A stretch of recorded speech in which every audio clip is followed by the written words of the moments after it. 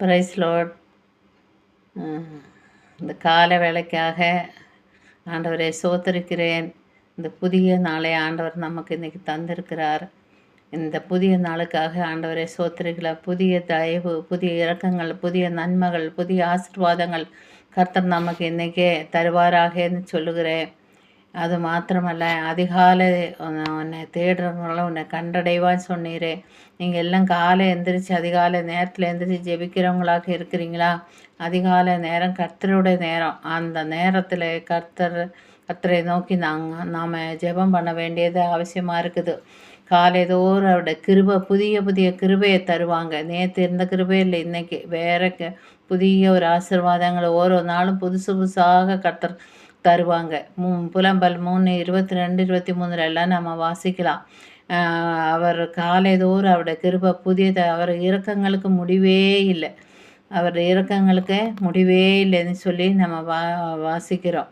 காலையில் தான் அவரை காண முடியும், அவருடைய சத்தத்தை கேட்க முடியும், அவரை பார்க்கணும், அவருடைய சத்தத்தை கேட்கணும்னு நமக்கு எல்லாருக்கும் ஒரு ஆசை இருக்குது இல்லையா?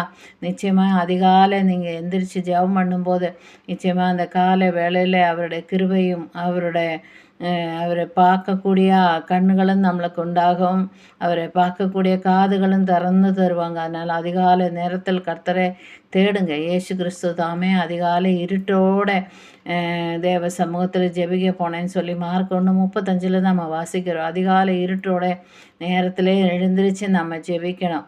மோசையிட்ட ஆண்டவர் சொல்கிறாங்க, யாத்ரா 34:2 அதிகாலை விடிய காலை ஆயத்தமாக நீ என் சமூகத்தில் வந்து நில்லு. எதுக்காக? 2 பற்களை உடைச்சி போட்டால் பலகைக்கு பதிலாக 2 கல் பலகை எடுத்துகிட்டு வா. அங்கே திரும்பவும் கட்டளை கொடுக்கறதுக்காக 10 கட்டளை திரும்பவும் கொடுக்கறதுக்காக அந்த அதிகாலை நேரத்தில் என் சமூகத்தில் வந்து நில்லுன்னு சொல்லியிருக்காங்க. அப்போ அதிகாலத்தில் நம்ம ஆயத்தமாக நிற்கணும்.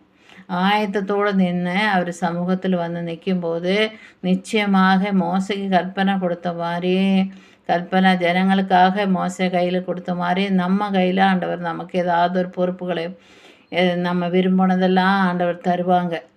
46 சங்கீதத்தில் அதிகாலத்தில் நான் உங்களுக்கு சகாயம் பண்ணுவேன்னு சொல்லி எழுதியிருக்குது. அதிகாலை நேரத்தில் தான் அவரிடத்துல சகாயம் நமக்கு கிடைக்கும். அதனால் அதிகாலை நேரத்தில் அல்லேலூயா நீங்கள் எழுந்திரிச்சு ஜெபம் பண்ணுங்க. சோம்பலெல்லாம் எடுத்து போடுங்க. காலை நேரத்தில் அவரை தேடுங்க. அவரை கண்டடைய முடியும். வேதம் சும்மா வேதம் சொல்கிறதா நிச்சயமாக நிறைவேற்றும். அதிகாலை நேரத்தில் கர்த்தரை நோக்கி ஜெபம் பண்ணுங்க. அப்புறம் பரிசுத்தவான்கள் எல்லாருமே அதிகாலை நேரத்தில் எந்திரிச்சதாக வேதத்தில் இருக்குது. யோபு பக்தன் கூட அதிகாலை நேரத்தில் எந்திரிச்சு நேரத்தில் இருந்துச்சு தன் பிள்ளைகளுக்காக பலி செலுத்தினாங்கன்னு சொல்லி பார்க்குறோம். அதிகாலை தான் எல்லா பரிசுத்தவான்களும் எழுந்து அவன காரியங்களை நடப்பிச்சதாக நமக்கு தெரியும். அதிகாலை நேரத்தில் நீங்கள் ஆயத்தமாக ஜெபம் பண்ணுங்க. கர்த்தர் நமக்காக பெரிய காரியத்தை செய்வார். அதிகாலை நேரம் விசேஷிக்கப்பட்ட நேரம். அதிகாலை நேரத்தில் தான் மன்னா கிடைக்கும். நேரத்தில் எழுந்திரிச்சு மன்னா பொறுக்குனா தான் நல்ல மன்னா நம்ம கையில் அந்த வார்த்தைகள் கிடைக்கும். அதனால் அதிகாலை நேரத்தில் எழுந்திரிச்சு நீங்கள் ஜெபம் பண்ணுங்கள். தேசத்துக்காக, எல்லா மனுஷர்களுக்காக. கர்த்தரோட வருகை சமீபமாயிடுச்சு. ஆயத்தமாகுங்க. நீங்கள் ஆயத்தமாக இருக்கீங்களா? மறுரூபமாகறதுக்காக ஜெபம் பண்ணுறீங்களா? நம்முடைய ஹൃദயத்தையும் சிந்தனைகளையும் யோசனைகளையும் எல்லாம் மறுரூபப்படுத்துவாங்க அவரை. அதுக்காக நீ அதிகாலை நேரத்தில் நம்மளை சுத்திகரித்து கொண்டு ஆயத்தமாக நிற்கணும். ஆயத்தமாக அவர் சமூகத்தில் வந்து நில்லுன்னு அவர் எதிர்பார்த்துட்ருக்குறாங்க. அதை செய்யணும். கர்த்தர் நிறைய ஸ்தோத்திர வழிகளை அதிகாலை நேரத்தில் நாம் செய்யணும். அப்பொழுது தான் அந்த ஸ்தோத்திர வரிகளை நன்றிகளை எல்லாம் செலுத்தும் போது கர்த்தர் அங்கீகரிப்பாங்க. அவர் சகாயம் பண்ணுகிறாங்க, அவரை ஆசிர்வதிப்பாங்க. புதிய நாளை நமக்கு கொடுத்ததுக்காக கர்த்தரை ஸ்தோத்திரிக்கலாமா? புதிய நாள், புதிய இறக்கம், புதிய தெய்வுக்காக நாம் இப்போ ஜெபம் பண்ணுகிற ஸ்தோத்திரிக்கிற ஆண்டவரே, நல்ல ஆண்டவருக்கு நன்றியோடு துதிக்கிற சுவாமி. ஹாலேலூயா. இந்த வார்த்தைகளை எனக்கு கர்த்தர் அங்கீகரித்து ஆசிர்வதி கேட்குறாரு. அத்தனை பேர்களுக்குள்ள ஒரு உற்சாகத்தை கர்த்தர் கட்டளிடுங்க. அதிகாலை நேரத்தில் அவர் சமூகத்தில் வந்து நிற்கக்கூடிய ஒரு கிருபையை கொடுங்க.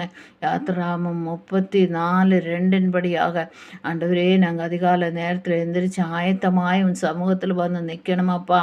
சோத்திர ஆண்டவரே, என் கர்த்தர் அங்கீகரித்து ஆசீர்வதிக்கிறதுக்காக நன்றி செலுத்துகிறேன். இயேசுவின் மூலமாக ஜெபிக்கிறேன் நல்ல பிதாவே, ஆமேன்.